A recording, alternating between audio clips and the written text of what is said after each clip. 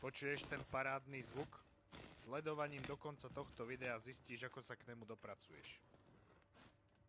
Do misky si dáme 15 g čerstvého rozdrveného droždia, čajovú lyžičku cukru a 50 ml teplej vody. Všetko spolu dôkladne premiešame, zakrieme trebárs malým tanierikom a necháme 10 až 15 minút odpočívať. Do hnetacej nádoby si dáme 600 g hladkej múky, 1 polievkovú lyžicu soli, čajovú lyžičku rastce, podbehnutý kvások a 350 ml teplej vody.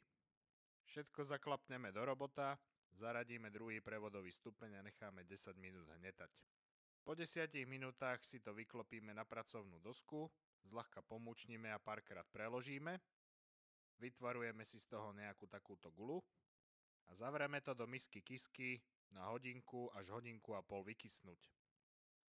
Cesto nám viac než zdvojnásobilo objem, znova ho vyklopíme na pracovnú dosku, znova pomúčime a znova poprekladáme a opäť si z neho vytvarujeme gulu. Tento proces je nezbytný k tomu, aby sme z cesta dostali všetok vzduch. Preložíme cesto do ošatky a necháme cca ešte pol hodinku nakysnúť.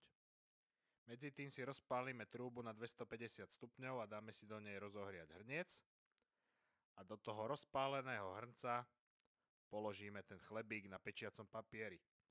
Pozor, aby ste sa neopálili. Chlebík dáme piec v tom hrnci na cca 40 až 50 minút, podľa toho, ako ti pečie rúra. Po tej cca 3/4 hodine dáme preč poklop a dopečieme na 200 stupňov do zlatista. Chlebík si prelož na mriežku a potri ho slanou vodou.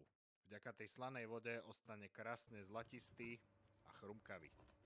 Hlavne ho pred krájaním nechaj poriadne vychladnúť, inak sa ti bude znútra rozpadať.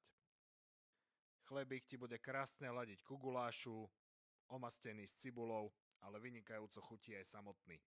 Dobrú chuť a vidíme sa na budúce.